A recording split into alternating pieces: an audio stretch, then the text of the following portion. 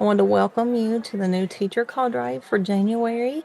My name is Chasity Craft, and I am a consultant here at KVEC. And joining me today are my cohorts, Denny Mae and Brenda Combs. So I want to thank them for being here with me to help. And we will go ahead and get started. We want to talk about behavior management and behavior management strategies today. So today what we're going to talk about is we're going to talk about what is behavior, the ABCs of behavior, what factors influence behavior, and we're going to talk about why students misbehave, and then also talk to give you some strategies on how to address those behaviors and how to manage those behaviors in your classroom. So the first thing is, what is behavior? Let's talk about that. Just when we think about behavior, what is it exactly? So first of all behavior is learned. That's something, even think back from when you were babies, like you think about how babies learn how to get things. So the good news about that all behavior is learned is that means that you can change behavior. So um, you can give explicit expectations that change those specific behaviors that you want them to do. The next thing is that behavior is an action that is both observable and measurable. And so, first of all, let's talk about the observable piece. Behavior is what we can see or hear, such as the student is standing up, he is speaking, he is writing, yelling, or just sitting. So that's something that we could actually see them do, or we can actually hear them do. And then the next piece of it is it's measurable. It has to be measurable. So this means that the teacher has clearly defined and described the behavior in question. The teacher can easily spot when the behavior occurs, including when it begins, when it ends, and how often.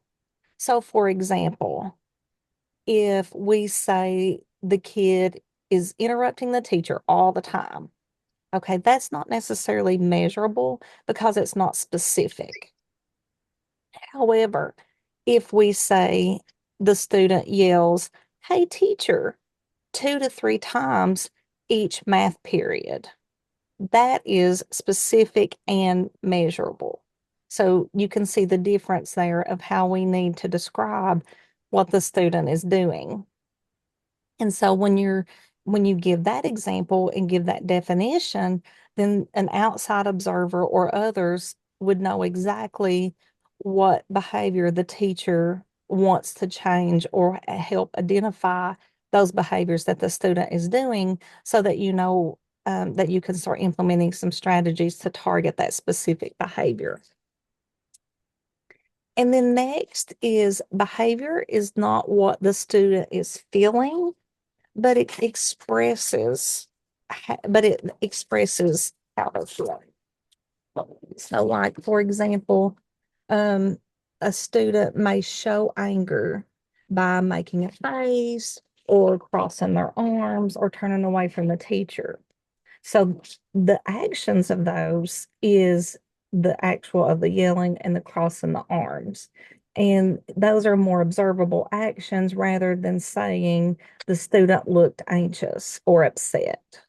Because if you're reading an observation and it says the student seemed anxious or the student seemed upset, what does that really look like? Because that could look different. If I'm upset, I might do behaviors. I might cry if I'm upset.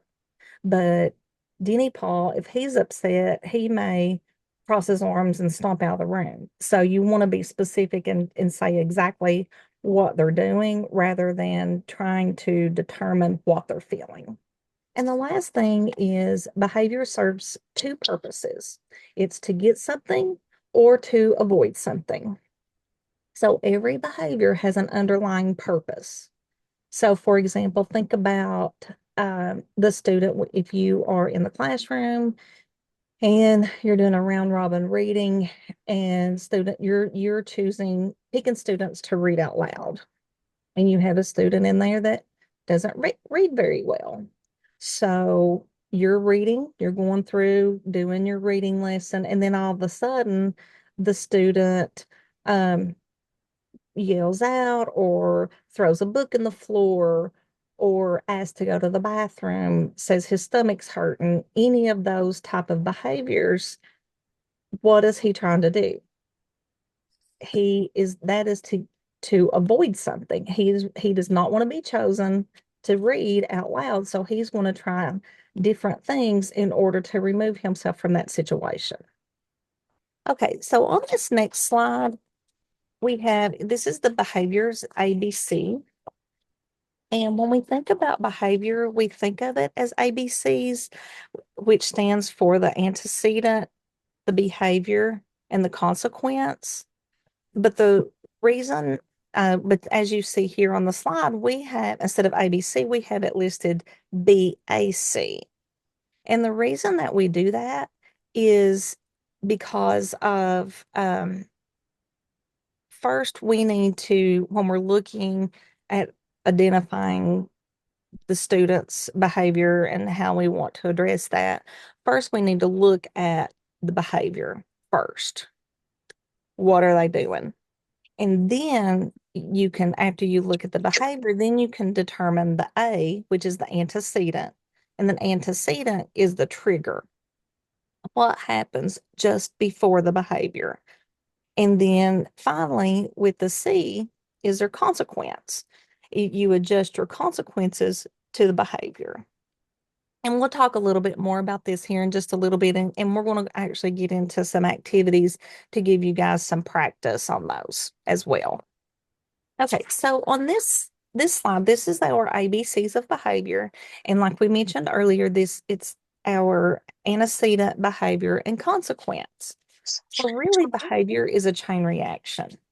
So rather than occurring in isolation, behavior is preceded by an antecedent. It's a trigger that is followed by the behavior, or it triggers the behavior, and then that's followed by the consequence or a reaction.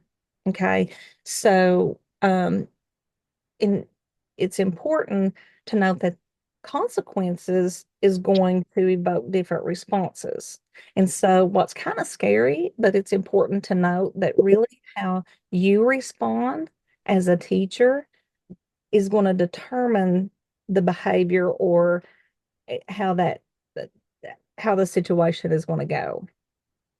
Um, so you want to always consider the individual student before designing a consequence. So again, for example, going back to earlier when I said if I was upset, I'm going to cry, and if Denny Paul is going to cross his arm and stomp out of the room, your reaction to each of those is going to be different. So think about those consequences of how you're going to react to those individual students based on their behaviors.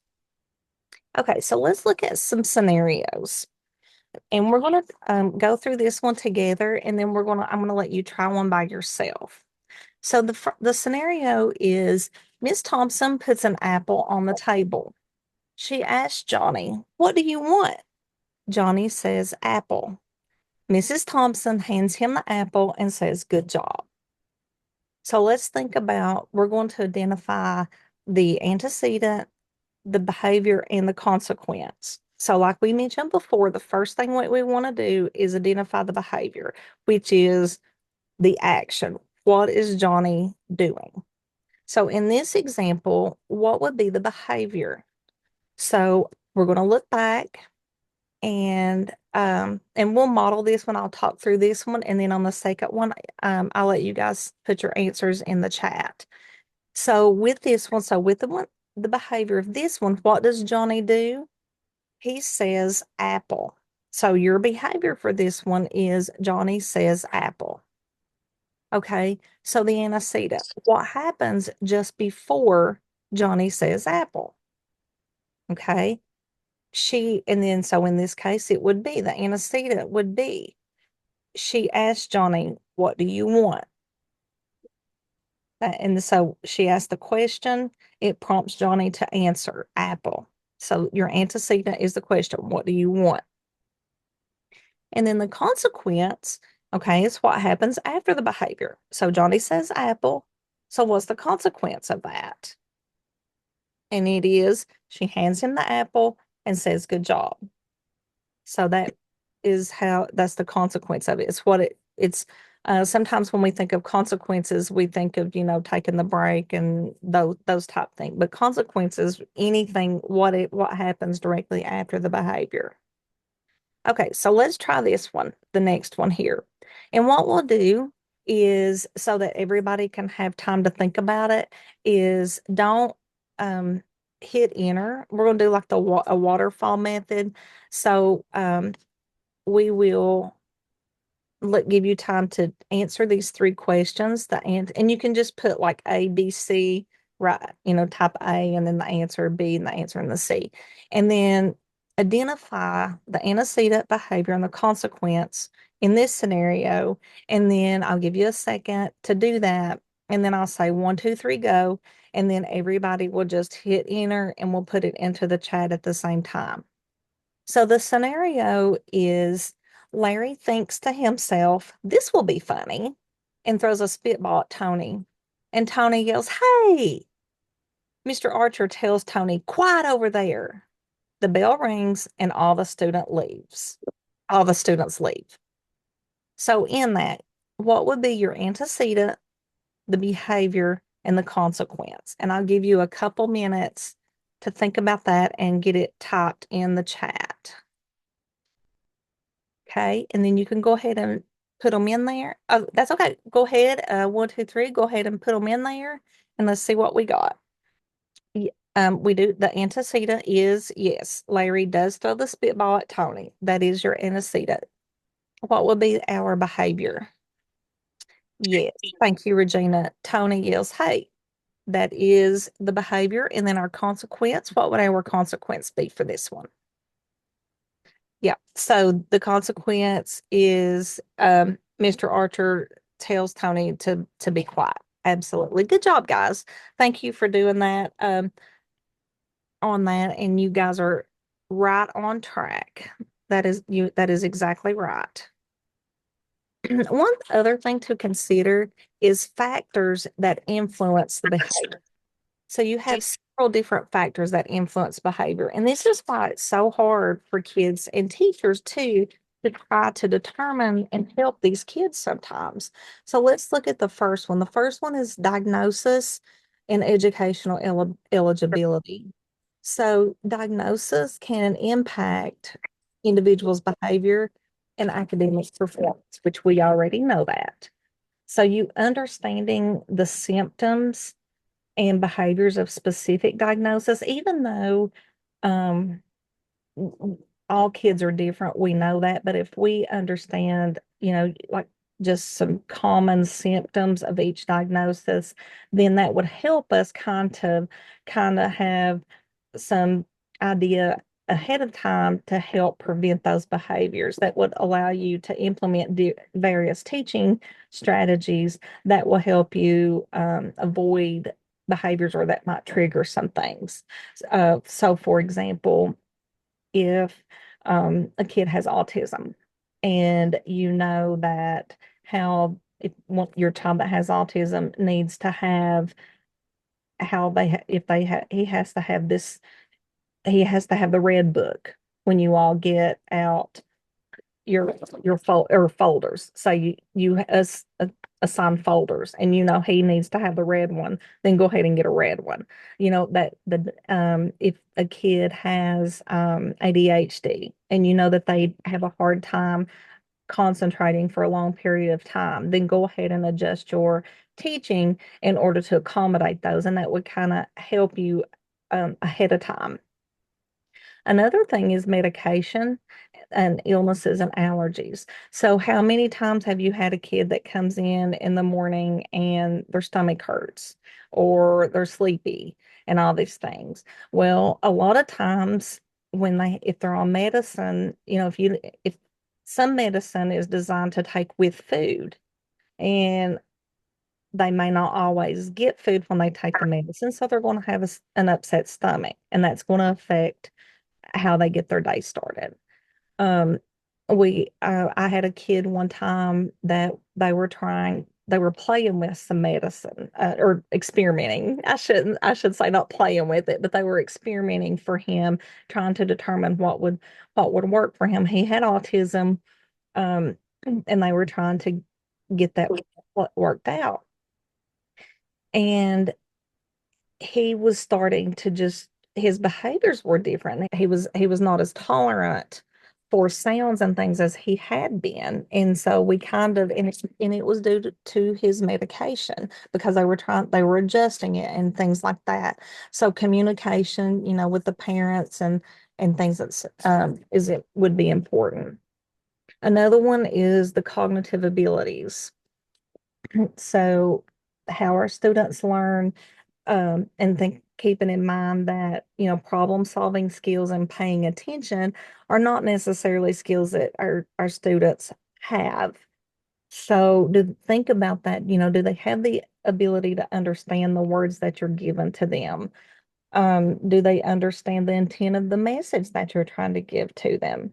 They may have some sensory processing. They may process it slower. If you give them a prompt, give a little bit of wait time before you expect them to respond to what you want them to do. They may process it a little slower. So just keep those things in mind. The next one is emotional capabilities. And stress and anxiety may also impact behavior. So you want to think about not just sad or upset emotions, but also happy emotions. Because sometimes we don't think about that, but if they're happy, they, if they don't know how to handle emotions, sometimes that's good and bad. And so we want to think about that as they experience those. So, want to keep those in mind. So if any change in your routine, um, that may upset them, kind of plan ahead on that. The next one, communication skills, is a big one.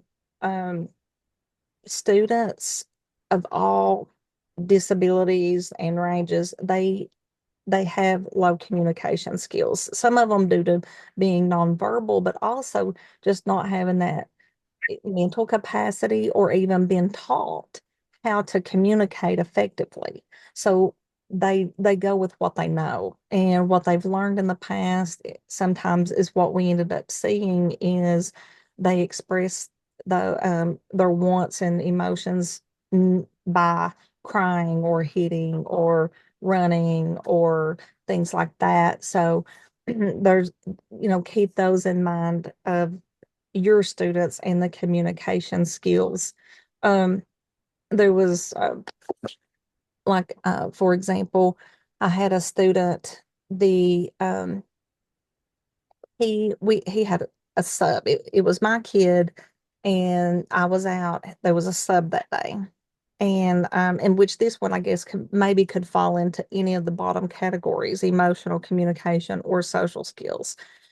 He was EBD, but very intelligent. It's average intelligence. He, I was absent. The sub came in. Well, when I got back to school, then they said that he had a terrible day and that he got under my desk and cried, like drew his knees up, cried, cried, cried, cried. They couldn't hardly get him out, and he stayed there for pretty much the whole class period. And I don't know, another teacher had finally came around and talked to him and got him out. But as we talked through it, what we had kind of and used what we knew about his background is this was a child that had been abandoned by his mother when he was younger. And so he was raised by grandparents, but with me being absent, in his mind, he was thinking that he was being left again. And so he didn't adjust to different people or anything like that very well. And just kind of and so with that being said, you know, knowing those kind of things, number one, then you can kind of plan for it. Had I known that, I could have had just a simple conversation with him and been like, hey, I'm going to be out tomorrow, but I will be back. And then also sometimes, you know, if you're not, if people are not aware, they may um, want to take his break or trying to punish him somehow instead of trying to help him and work through those things. So just keep that in mind.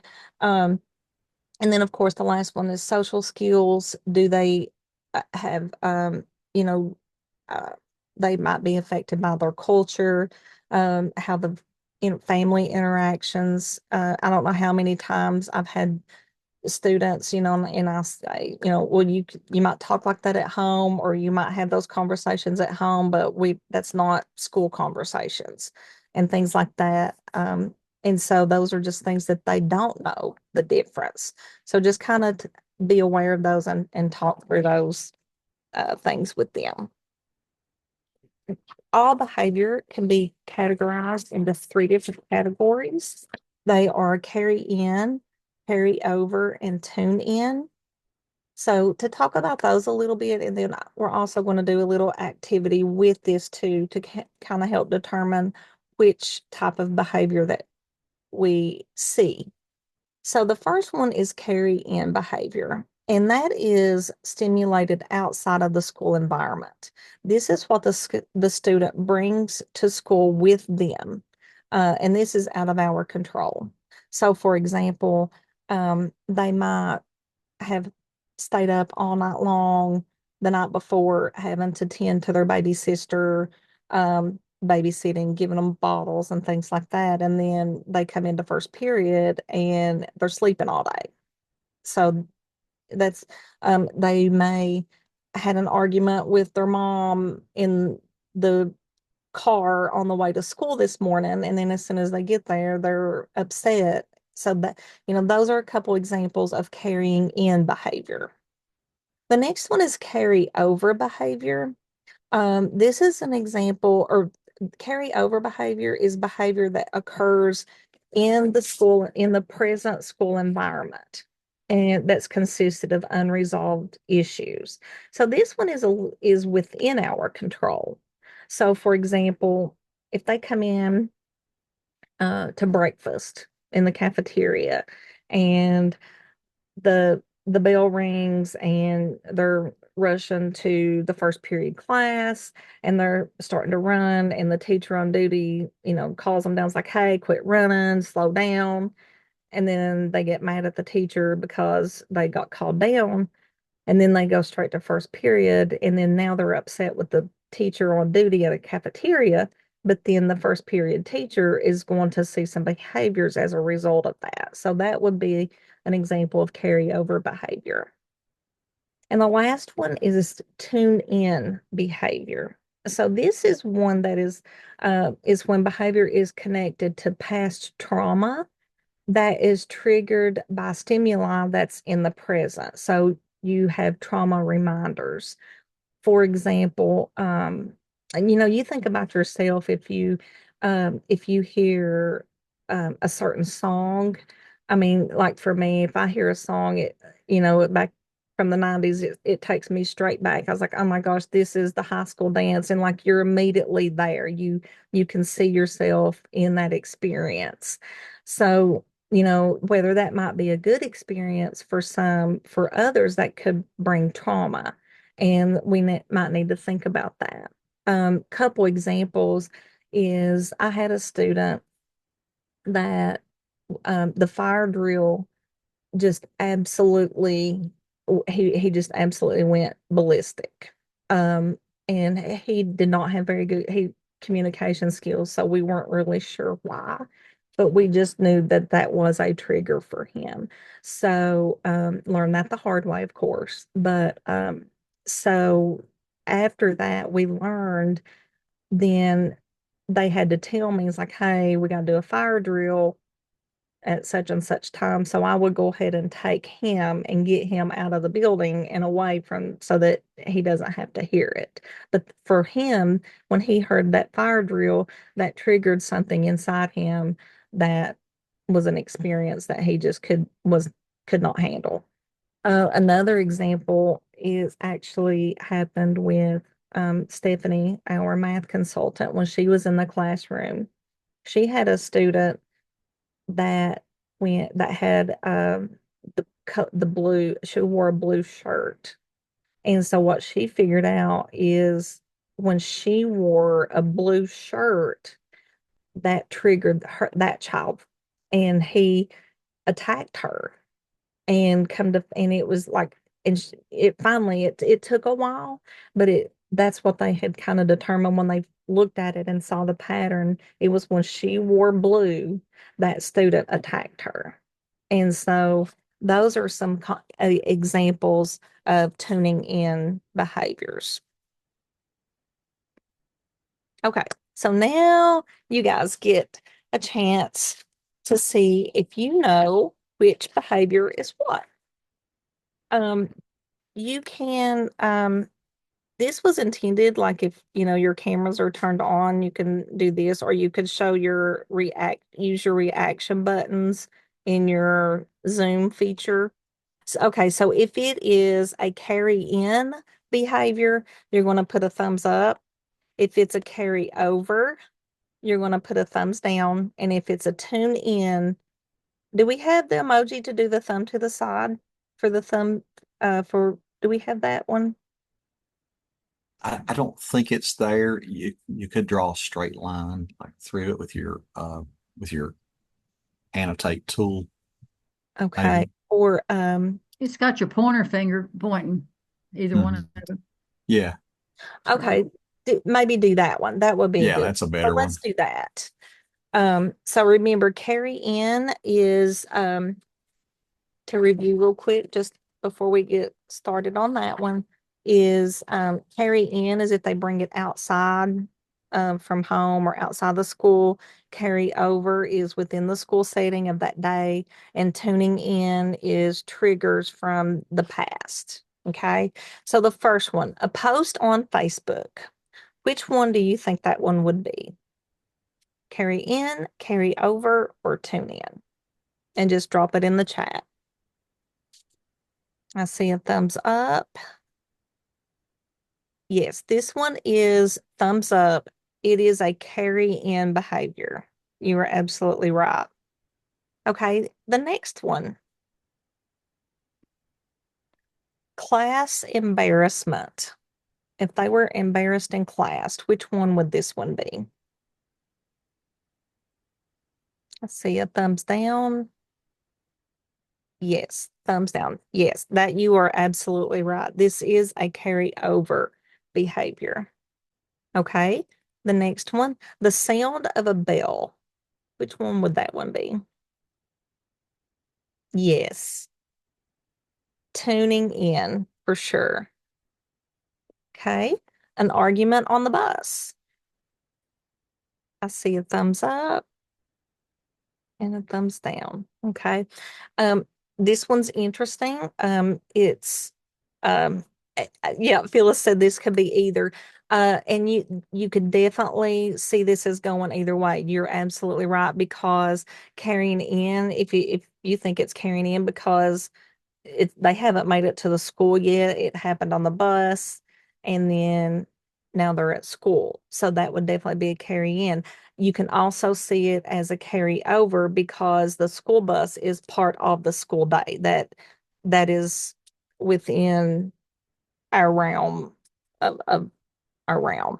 The official, like the answer that we would have, the suggested answer would be the carry over, the thumbs down, because that is because carry over is within our control.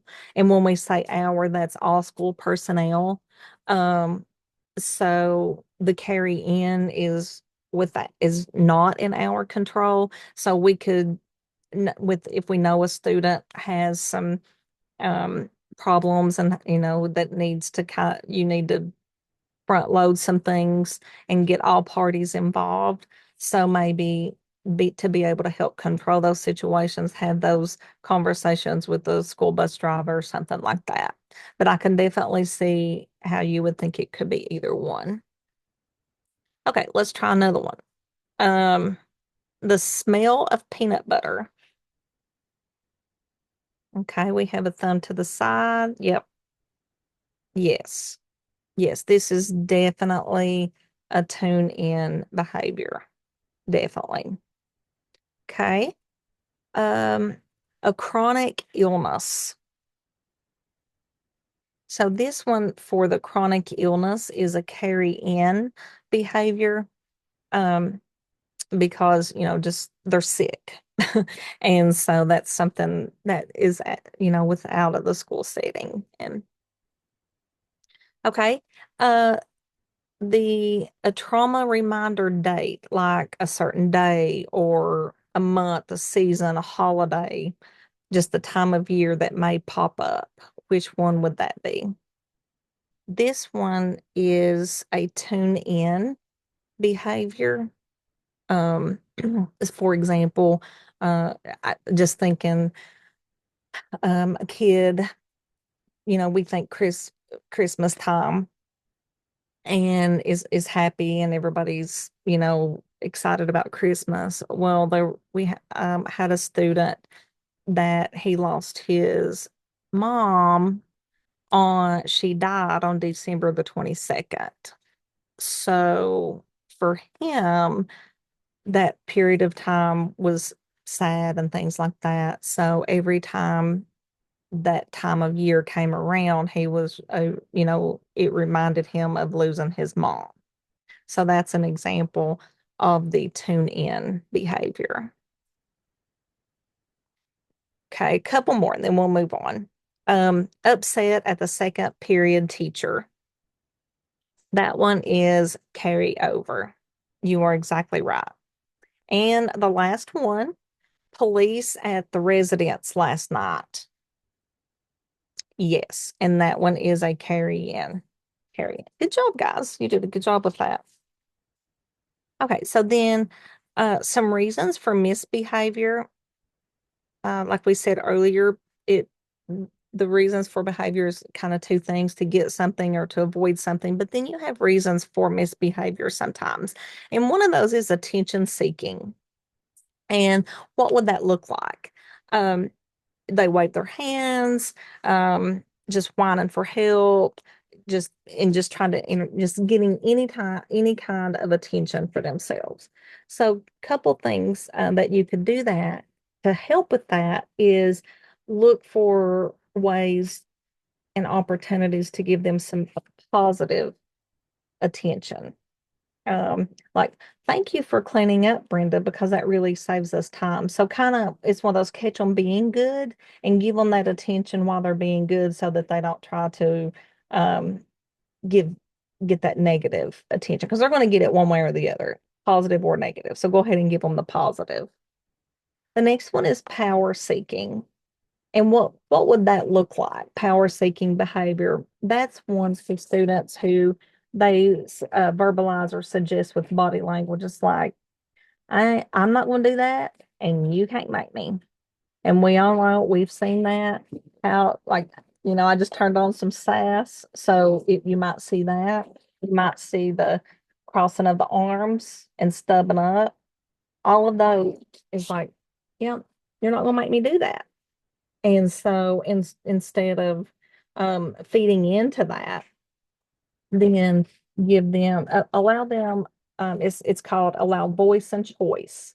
It's like, okay, um, okay, Denny, propose some alternatives to this assignment, and then we can talk about them after class.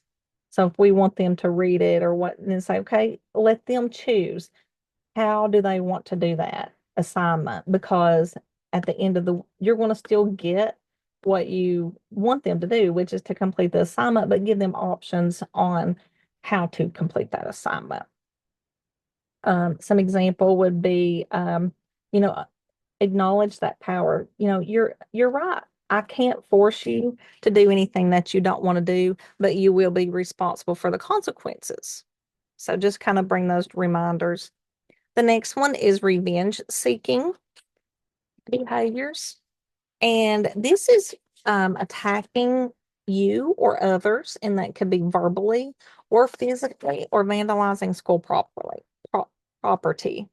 Um, I remember it hurt my heart because I made a visual schedule for a kid, and if y'all have made one, it's so time consuming. You're cutting all those things, and we laminated and Velcro and put the folder and we all this, and well, and then he got upset, and I mean just absolutely just laminated and all and just ripped it up the first time we tried to give it to him. Oh my gosh, it about killed me because I put so much time into it. But so they're going to do those kind of things sometimes. And then so couple things to prevent those hopefully would be start building those caring relationships. It's like, okay, Mary, what's really upsetting you? Just, and the big thing too is using a calm voice, and facial expressions is a big one. And then you want to deter, don't take up class time, and just like we're going to talk about this after class so that we don't waste everyone's learning time. Just be, very even kill. The last one is going to be avoidance of failure. And what that looks like in kids would be not finishing their work, or uh, asking to go to the nurse or go to the bathroom to avoid situations. And one thing that you can do there is um, encourage like an I can ethic, kind of show them what they've already done on their work so far. So they don't recognize sometimes the work that they do. So you can say things like, Mary, look at your portfolio. See the progress that you've made. I like how you've already done well with this punctuation. And it kind of gives them that encouraging to keep going. And you can lower their stress level by having them practice ahead of time. We're going to practice our presentations with a partner before we do them in front of everyone, in front of the class. So just a couple of things like that. So here are some quick behavior strategies, and these are all really good in like a regular ed classroom. They're real quick, and but they're powerful. And so we'll go over these really quickly. The first one is proximity prompt. And this one is really helpful because, and well, all of these really, they don't really disrupt your flow of instruction because that's a lot of times that's what the students want to do for when they do those things, those behaviors. So these are things that you can do real quickly and just keep the flow of your class. So the first one is proximity prompt, and this one is just standing close to the student. So if the student's doing something that that they don't necessarily need to be doing, then just be mobile, just kind of walk, stand beside of them, and then move on. So it's like kind of real quick, be positive, be brief, and be gone. Stand close to them. You keep talking and doing your thing, and then just move on. The next one is sudden silence. So I've use this one a lot. You'll be talking, and then you'll have students talking over top of you, or rattling papers, or doing this and that and the other. So you just talk, talk, talk, and then all of a sudden, and then you're going to go. And then eventually they realize, hey, it's kind of quiet, and then they'll quit. The next one is environmental prompts. This is a simple one to where you're going to, you can direct their attention to a chair, just without even speaking, just point to the chair. Or you can flip the lights off. Or, so all of those are examples of environmental prompts. The next one I like it's with Post-it notes. This one is really easy if you're walking through your class, and if you see a student sitting quietly or doing what they're supposed to be doing, you just write a little note on their Post-it. I like how you started your assignment, and then as you're walking by, just stick the Post-it on their desk and just keep on walking. And so that's some positive reinforcement. for you. The next one, nonverbal cues. This is signals. And this is something too that you can set up with the child ahead of time, even, if some communication if you need to. Um, Again, just as you're talking, just setting up those nonverbal cues, and you just keep on going. Um, and like, you can have like, you want just a certain eye contact. If you, like I said, you want to set that up ahead of time. So that's just something that is just between you and the student. The next one is the touch prompt. This one is real, it's kind of it's going along with the proximity, or you just go walk by, you kind of just put your hand on their desk, or maybe just touch them on the shoulder, just kind of, and move on. It's just a brief touch just to kind of draw their attention that you're aware, to let them know, and then you move on. And then, of course, the next one is the teacher look. We all have the teacher look. Okay. Use that I mean, it is effective. We don't realize it, but it is. So just utilize it and go with that. The next one is quickly state the student's name. And, if you're going as you're going through and you're teaching your lesson, they're out there and doing something, and this is one, you don't want to overuse it, because if you do it, then it loses the effect. So just think about it, as you're talking and doing, and you're over here, and somebody's doing something that they don't need to be doing. So in mid-sentence, then I'm going to look and I'm going to say, Denny Paul. I say it quickly, and then I move on. But if I'm constantly calling his name, then I'm going to lose the effect on that. So that is a way to address that. But like I said, just be careful not to overuse it. Planned ignoring is one. Now, this is a good one for minor behaviors. So ignore behaviors that you can. So, and some of them could be, it just depends on how it affects it, how much disruption it's given to your classroom. Um, you can, if somebody is just in clicking a pencil or clicking the ink pen top. It may get to the point that you can't ignore it if it's disrupting, but if it's something and it's not very loud, but it's clicking up, just ignore it, because most of the time, the reason why they do that is to get a response from you. And if you don't give them that response, they'll quit. So use that when you can. And the last one is behavior specific praise. This is one, it's very effective, because you are going to, again, catch them being good, but also tell them exactly what they're doing so that they know. For example, if you give general feedback, you would say, good job, or even row 2 looks ready to go. Okay, what does that even, and then you're like, okay, row 2, what am I doing? I don't know, but I'm ready to go. Okay. And so instead of saying something general, say something like, I like the way that row 2 is seated silently. Each student is looking at me and prepared to take instructions. So that not only you're praising those students and telling them exactly what they're doing correctly, but you're also giving instruction to the rest of the class that tells them what they need to be doing.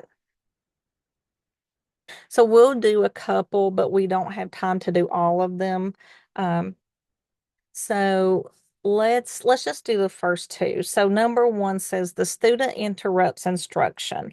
So would that be A, planned ignoring, or B, sudden silence? Which one do you all think that one would be? Okay, so we have B as an answer for that one, and that is correct. So yeah, that would be correct for that one. And then the next one, student putting the head down during instruction. Would that be A, proximity prompt, or B, planned ignoring? A, definitely. Yes. Good job, guys. I do want to touch on this right here. is the relationship building, because building relationships is the number one, I'll say the most important, we call it a strategy, but it's the most important thing that you're going to do with your students. It will help manage behaviors before they even get started. There's a quote that I heard years ago, and it just resonates with me. And it just, I think about it every time I hear about relationships. And it is, they don't care how much you know until they know how much you care. And that just goes a long way with students. They have to know that you genuinely care about them as an individual and as a person, but they don't care that you might be the smartest person and can teach them all kinds of stuff. They don't care unless they know you care about them. And these are some examples of how you can build those relationships with those kids. I won't go through each one of these individually because you can see them on the screen, but just, the meet and greet in the morning, just recognizing them, speaking to them, calling them by using their name specifically is always helpful. Interest relating is funny, is a good one, but like, most children, most of my students were boys I just had more boys. So, I learned all kinds of stuff about dirt bikes and cars and baseball and things like that and football because that's what they were interested in. So I was able to talk with them about those conversations, about those topics. Um, and the appropriate humor is the word appropriate there is important because a lot of our kids don't understand sarcasm because, just due to cognitive and just a lot of different reasons. So we want to make sure that the humor is appropriate and respectful for them. But they want to see that you're not, that you do have a side that you can cut up with them and have a good time. Um, Chas, not to interrupt, but real quick, I just okay. was going to say, my wife was a 30-year kindergarten teacher and relating to the little ones, she would always use this phrase, Miss May loves you more than a cat loves cream. And she told me that she's gotten more positive back on that.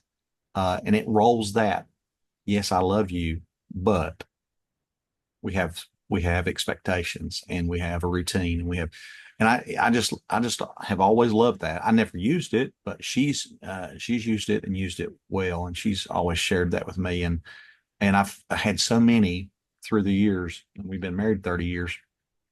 uh, we run into a student somewhere and she can ask them, how much does Miss May love you? And they would always respond with that, more than a cat loves cream. And that's something you can relate to. You talk about random positive connection. It's not all that random, but it's something that everybody loves, little animals. And so I just had to share that. I don't know why it just popped in my head. So anyway. But it fits. But yeah, you're exactly right. Um and that is a really good example of that.